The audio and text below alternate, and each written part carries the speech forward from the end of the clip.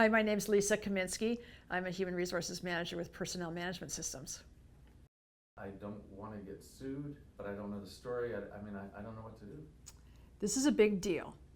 And it doesn't matter if it's one of your best of employees or one of your newest, least experienced employees. Employers have a lot of liability in this area, so it's really important to take it seriously and to act promptly.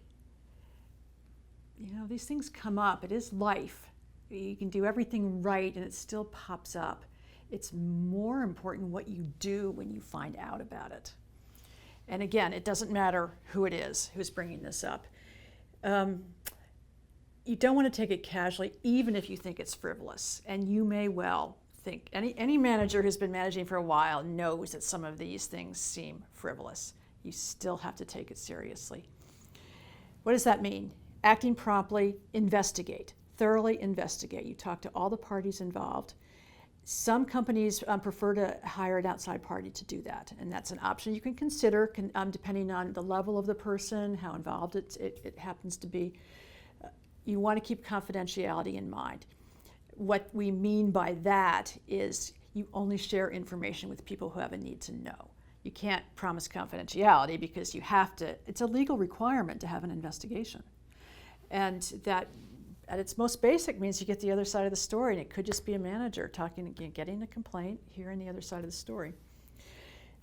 Be very conscious of retaliation and not retaliating against somebody or allowing retaliation against someone who has brought forward a complaint. And that can be tricky too, especially if you think it's frivolous. It can be really hard to not want to talk to that person or not take them seriously or change their schedule in some way. You can't do any of that. No retaliation. It's against the law. If the allegations prove to be true, take decisive action. Don't be afraid to fire somebody if they've acted badly. This is really important. Document, document, document. Anytime you talk to an HR person, they're going to say document, but particularly because there's so much liability in this area, you want to document every conversation and every step along the way. And documentation doesn't need to be paragraphs. Bullet points on a napkin are okay to get started. It's just a fact, because under the law, if it didn't happen, if it's not written, it didn't happen.